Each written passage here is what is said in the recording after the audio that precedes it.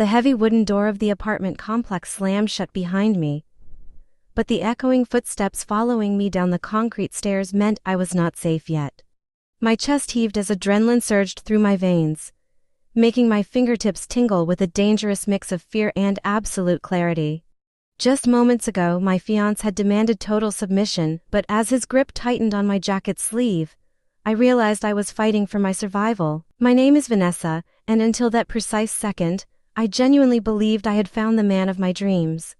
We met on a rainy Tuesday at a financial seminar, where I was presenting a lecture on credit risk management.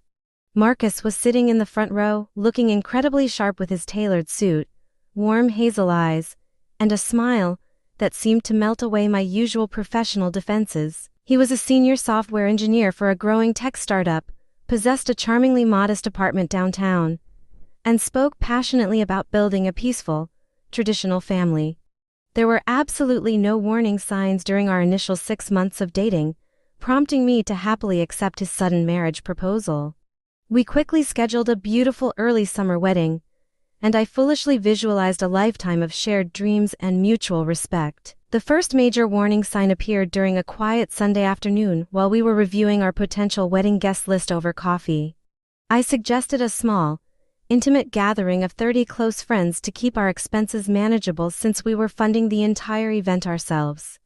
Marcus kept his eyes glued to his phone, casually mentioning that his mother insisted on inviting over 80 of their extended family members. When I pointed out the massive financial strain of feeding dozens of strangers, Marcus simply shrugged and stated that his mother knew what was best.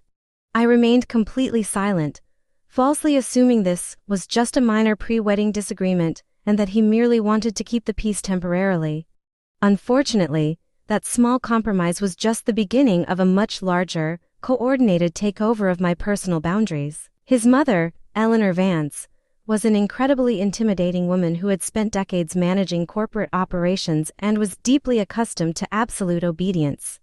Since her husband passed away a decade ago, her entire existence revolved around controlling every single aspect of her son's life.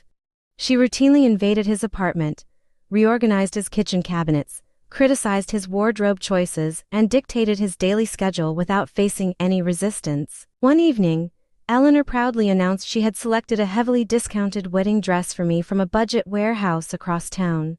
I politely informed her that I had already purchased a beautiful designer gown from a boutique downtown using my own savings. Her face hardened into a mask of pure disgust, and she immediately stormed into the kitchen, intentionally banging heavy metal pots around to signal her intense anger. When I confronted Marcus about his mother's toxic behavior, he completely dismissed my concerns, claiming she was merely trying to be helpful and supportive. The manipulation escalated dramatically when Eleanor took complete control of the catering and venue reservations, without ever asking for my input. I discovered Marcus had secretly transferred our entire wedding savings directly into her personal account to avoid hurting her feelings. 2 weeks before the ceremony, Eleanor arrived at the apartment carrying several massive plastic bins filled with hideous, outdated household items. She dumped a pile of scratchy, decades-old towels and heavy iron cookware onto the table, declaring it to be my official marital dowry. When I gently explained that I preferred using modern nonstick cookware, she furiously claimed my preferences were toxic and demanded that Marcus correct my attitude. Marcus sat there silently, refusing to defend me, which caused an intense wave of frustration to boil deep inside my chest.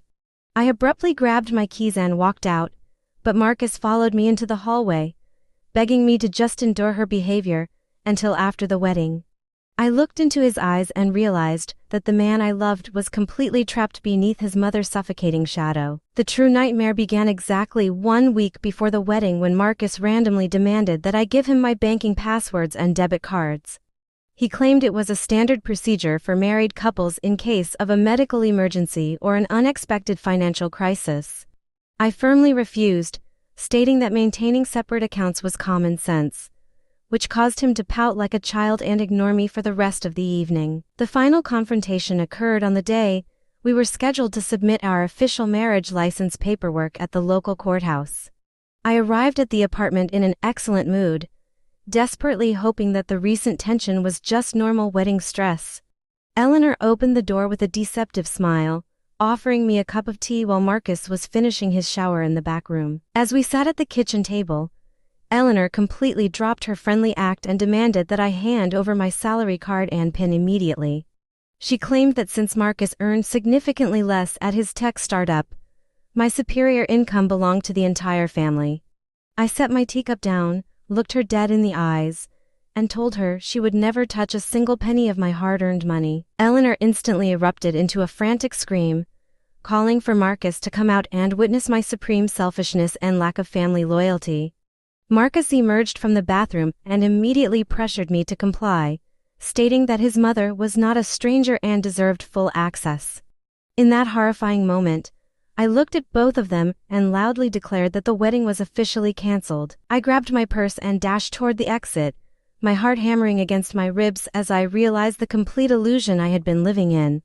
Marcus chased me out onto the concrete landing, aggressively grabbing my shoulder and spinning me around with a look of pure rage.